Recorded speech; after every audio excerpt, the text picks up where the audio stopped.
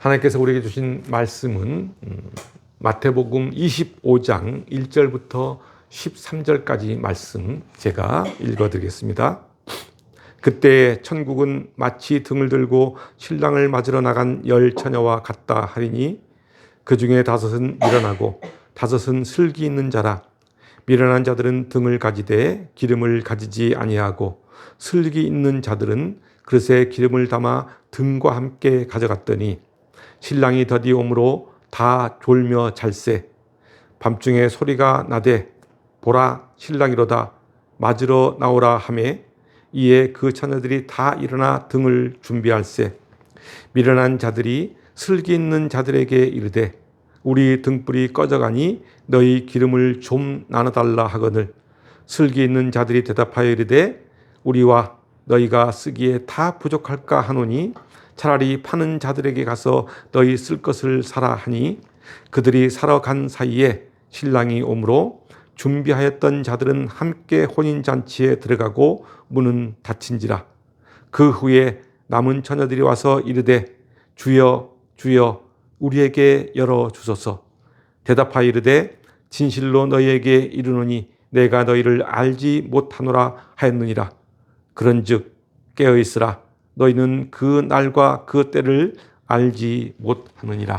아멘. 오늘 본문은 혼인잔치에서 신부의 들러리로 나오는 10 처녀 비유 말씀입니다.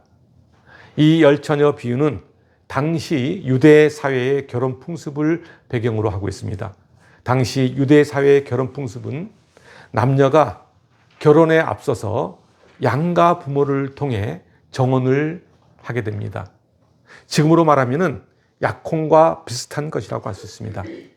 정혼을 마친 신랑은 아버지 집으로 돌아가 1년가량 신부와 떨어져서 지내는데 이 기간 동안 신랑은 신부를 위한 처소를 마련합니다. 그리고 1년이 지나면 신랑은 신부를 데리러 옵니다. 그런데 정확히 1년째 되는 날 가지 않고 예정된 날보다 더 늦어지는 경우가 종종 있었습니다. 그래서 신부는 신랑이 언제 올지 몰라 마냥 기다려야 했습니다. 그리고 유대인의 결혼 풍습에는 신부의 친구들이 들러리가 되어서 신랑을 맞이하여 잔칫집으로 안내하는 절차가 있었습니다. 그리고 또 유대인의 결혼식은 낮이 아니고 밤에 진행됩니다. 그 때문에 신부의 친구인 들러리들은 등불을 밝힌 채 신랑이 오기를 기다려야 하는데 만일 신랑이 예상보다 늦게 오게 되면은 이때 등불이 꺼지지 않도록 충분한 기름을 준비해야 합니다. 신부의 들러리들은 신랑이 도착하면은 등불로 신랑 신부의 행렬을 밝혀줍니다. 그리고 신랑이 신부를 데리고 혼인 잔칫집으로 들어가게 되면은 그 집의 문을 완전히 닫아버립니다. 왜냐하면은 결혼 잔치가 밤에 진행되다 보니까 초청받지 않은 불량한 사람이나 또는 도적, 강도가 들어오는 것을 방지하기 위해서 그렇게 문을 닫아버립니다. 예수님은 이러한 당시의 풍습을 예로 들면서 천국을 신랑을 맞이하는 10 처녀로 비유하고 있습니다. 오늘 본문을 보면은 10 처녀를 슬기로운 5 처녀와 미련한 5 처녀로 구분하고 있는데 슬기로운 처녀와 미련한 처녀의 기준은 여분의 기름을 준비하느냐 그렇지 않느냐에 달려 있습니다. 이는 마지막 때를 살아가는 성도의 자세가 어떤 자세로 살아가야 하는지를 교훈하고 있다고 할 수 있습니다. 오늘 보면 2절부터 4절까지를 보면은 그 중에 5은 미련하고 5은 슬기 있는 자라. 미련한 자들은 등을 가지되 기름을 가지지 아니하고 슬기 있는 자들은 그릇에 기름을 담아 등과 함께 가져갔더니 라고 말씀하고 있습니다. 10 처녀 가운데 5 처녀는 미련하고 5 처녀는 슬기롭다는 것입니다. 좀 전에도 말했듯이 그 구분이 바로 등불을 밝힐 기름의 준비 여부, 즉 준비성에 달려 있습니다. 지혜로운 다섯 처녀는 등과 함께 여분의 기름을 준비한 반면에 미련한 다섯 처녀는 등을 준비했으면서도 그 등을 밝힐 여분의 기름을 준비하지 못한 것입니다. 이것은 마치 군인이 전쟁에 나가면서 총은 준비했지만은 여분의 탄약을 준비하지 못한 것과 마찬가지라고 할 수 있습니다. 신부의 들러리인 열 처녀들은 신랑이 온다는 사실을 잘 알고 있었습니다. 바로 그 시간을 위해 신부의 집에 모여 있었던 것입니다. 그녀들이 해야 할 일은 등불을 켜고 깨어서 신랑을 기다리는 것이었습니다. 그러나 신랑이 더디 오자 처녀들은 모두 잠이 들어버렸습니다. 5절 말씀입니다. 신랑이 더디 오므로 다 졸며 잘세.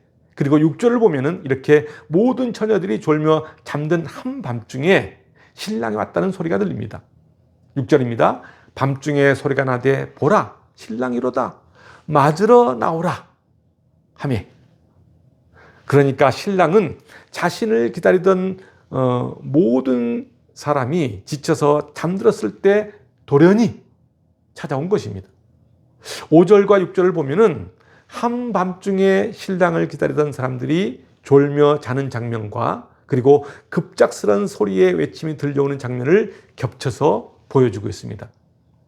여기서 우리가 들여다봐야 할 것은 신랑이신 예수 그리스도의 재림이 이와 같이 돌발적이고 급작스럽게 일어난다는 것입니다.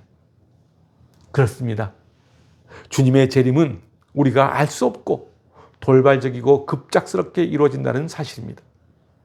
그러므로 우리는 주님의 재림이 더디게 이루어진다고 결코 불평하거나 나태해서는 안 되고, 오히려 주님의 재림이 지체될수록 영적으로 더욱 깨어 주님을 맞이하는 마음의 자세를 가지고 있어야 한다는 것입니다. 5절과 6절을 자세히 살펴보면은 재림 때에 대한 중요한 교훈을 발견할 수 있습니다.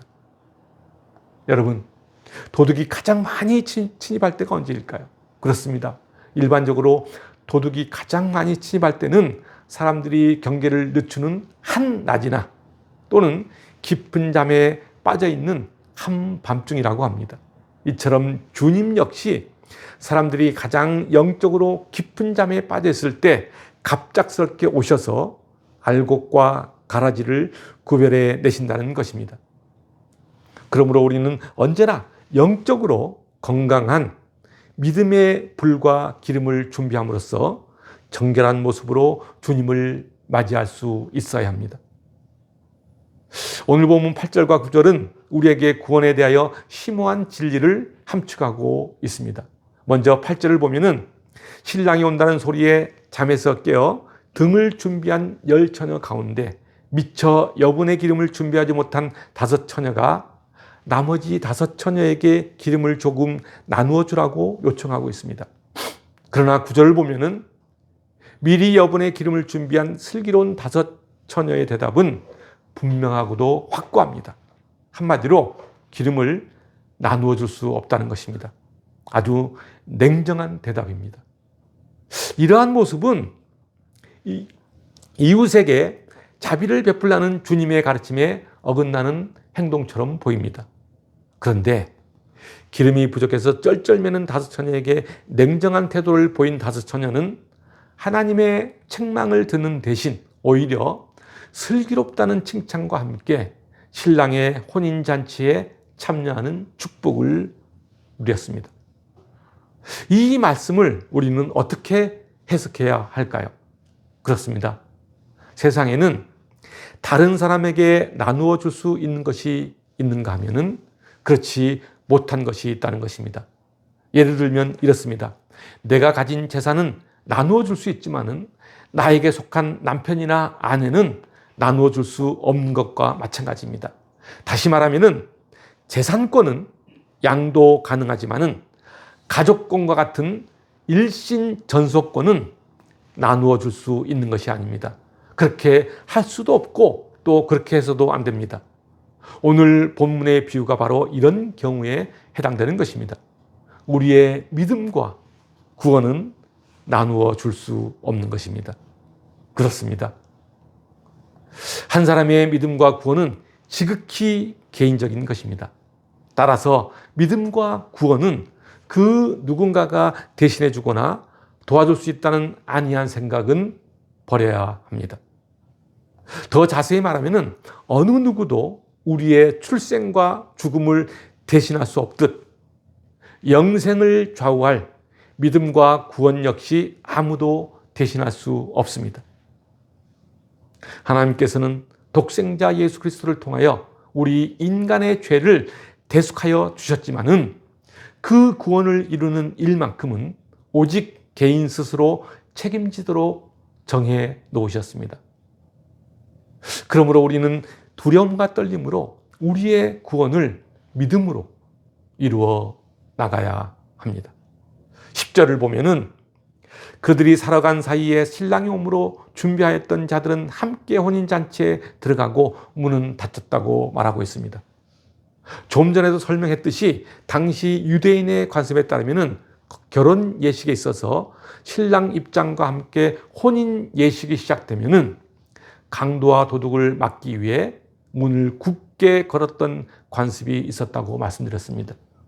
이때 여분의 기름을 준비한 5 처녀는 신랑과 함께 혼인잔치에 들어갔으나 여분의 기름을 준비하지 못한 5 처녀는 신랑이 온다는 소식을 듣고 뒤늦게 기름을 사러 갔다가 결국 문 밖 어두운 곳에서 울면서 이렇게 호소하고 있습니다. 11절 말씀입니다.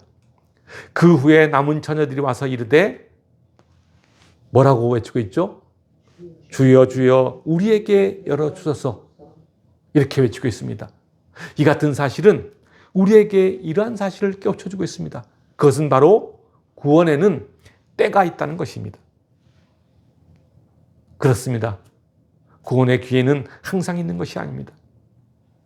하나님께서는 모든 사람들이 구원에 이르기를 원하시지만은 그렇다고 무한정 구원의 문을 열어놓는 것은 아닙니다. 하나님은 당신이 정하신 때가 되면은 구원의 문을 닫으십니다. 그리고 그 때가 지나면 아무리 구원의 문을 열어달라고 해도 더 이상 구원의 문은 열리지 않습니다. 그것은 마치 노아 방주 사건을 다시 기억하도록 만들어 줍니다. 창세기 7장에 보면은 이 내용이 나와 있습니다. 창세기 7장 13절부터 16절까지 말씀입니다. 곧 그날에 노아와 그의 아들 셈, 함, 야벳과 노아의 아내와 세 며느리가 다 방주로 들어갔고 그들과 모든 들 짐승들이 그 종류대로, 모든 가축이 그 종류대로, 땅에 기는 모든 것이 그 종류대로, 모든 새가 그 종류대로, 무릇 생명의 기운이 있는 육체가 둘씩 노아에게 나와 방주로 들어갔으니 들어간 것들은 모든 것의 암수라. 하나님이 그에게 명하신 대로 들어가매 여호와께서 그를 들여보내고 뭐라고 되어 있습니까? 문을 닫으시니라. 하나님께서 문을 닫으신 겁니다. 노아 당시 하나님께서는 사람들에게 120년이라는 기회를 주셨지만은 노아가 방주로 들어간 후에는 하나님께서 그 방주문을 친히 닫으시고 열어주지 않는 것과 같습니다. 그렇습니다. 구원의 문은 일단 닫히면은 그 누구도 열 수 없습니다.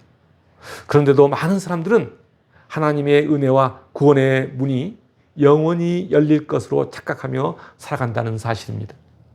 오늘 본문을 보면은 미련한 5 처녀는 신랑을 맞이할 준비를 소홀히 함으로써 그토록 기다리던 혼인잔치에 참여하는 축복을 영원히 놓치지 않았습니까?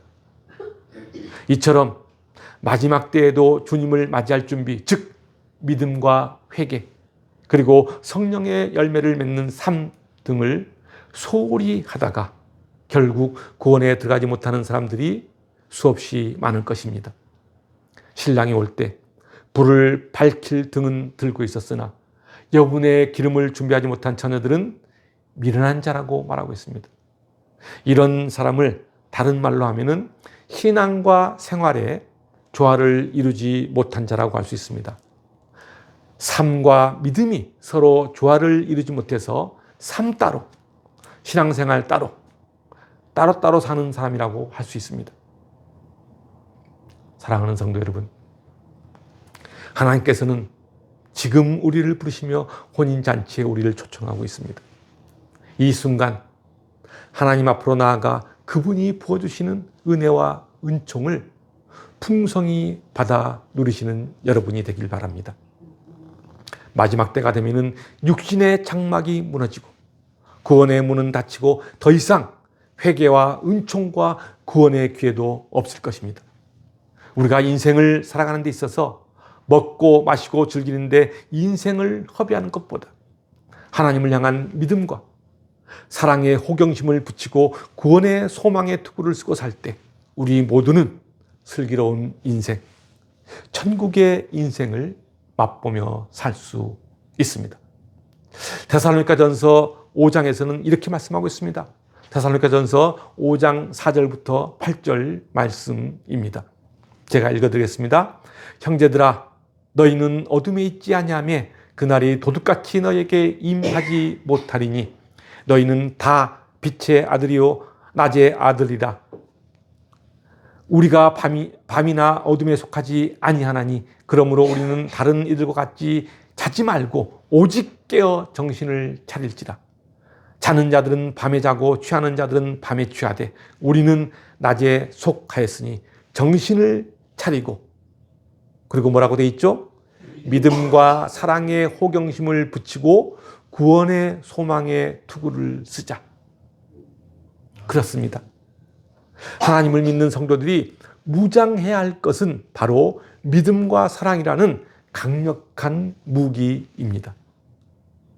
그럴 때 우리는 세상을 지배하고 있는 사단의 세력과 영적 전투에서 승리할 수 있으며 슬기롭고 지혜로운 인생을 살 수 있습니다. 그 인생이 바로 영적으로 깨어있는 인생입니다. 깨어있으라는 것이 무슨 의미일까요? 오늘 본문 13절을 보면은 주님께서는 우리에게 이렇게 말씀하고 있습니다. 그런즉 깨어있으라. 너희는 그 날과 그 때를 알지 못하느니라. 여기서 깨어있으라는 것은 등과 충분한 기름을 함께 준비하는 것을 말합니다. 그러니까 마지막 때를 살아가는 성도는 모두가 다 깨어 있어야 합니다. 그런데 많은 사람들은 깨어 있으라고 말하면은 교회 생활을 열심히 하는 것으로 착각합니다. 그렇다면 많은 사람들이 생각하듯 교회 생활을 열심히 하면은 깨어 있는 것이라고 할 수 있을까요? 그렇지 않습니다. 다시 한번 열처녀 비유를 자세히 보면은 이 비유 가운데 등장하는 열처녀는 모두 등을 들고 신랑을 맞이하러 나갔습니다. 그들은 외견상으로 보기에 모두 깨어있는 것처럼 보일 수도 있습니다. 그러나 그들 중에는 등과 함께 충분한 기름을 준비하지 못한 미련한 5 처녀는 실상 깨어있지 못한 것입니다. 왜냐하면 그들은 신랑이 왔을 때 그를 맞이하지 못했기 때문입니다. 다른 말로 하면은 교회 생활을 열심히 한다고 해서 깨어있는 것이 아니라는 것입니다. 교회 활동을 많이 한다고 해서 깨어있는 것이 아닙니다. 다시 말하면 교회 생활과 교회 활동을 열심히 한다고 해서 모두가 다 영적으로 깨어있다고 볼 수 없다는 말입니다. 우리 주변에 이단을 보십시오. 그들은 정말 열심을 다해 교회 활동을 하고 있습니다. 교회 생활을 하고 있습니다. 양평역 앞에 가면은 교회 전도용 가판대를 세워놓고 2 사람이 서서 정말 열심을 다해 교회 활동을 하고 있는 것을 저는 보았습니다. 이단에 속한 그 사람들은 우리가 볼 때 외적인 활동 면에서 타의 추종을 불허할 만큼 열심을 다합니다. 그렇다고 그들이 깨어있다고 말할 수 있을까요? 그렇지 않습니다. 영적으로 깨어있으려면 등과 함께 여분의 기름을 준비해야 합니다. 다시 말하면 말씀과 성령으로 속 사람이 충만해야 하는 것입니다. 더 자세하게 말하면 말씀과 성령으로 하나님과 끊임없이 교제하며 생명력 있는 신앙과 경건의 능력을 갖춰야 합니다. 합니다. 이것이 바로 깨어있는 그리스도인입니다. 사랑하는 성도 여러분, 오늘 본문 마지막에서 주님은 우리에게 이렇게 말씀하십니다. 깨어있으라, 너희는 그 날과 그 때를 알지 못한다고 말씀하십니다. 그렇습니다. 우리 모두는 주님이 재림하는 그 때를 그 누구도 알지 못합니다. 다만 우리는 영적으로 깨어있어서 등과 함께 충분한 기름을 준비하는 슬기로운 다섯 처녀처럼 되어야 합니다. 우리 모두는 주변의 사람들을 구원으로 인도하기 위해 온갖 노력을 다해야 하지만은 그 결단을 내리는 것은 당사자 몫입니다.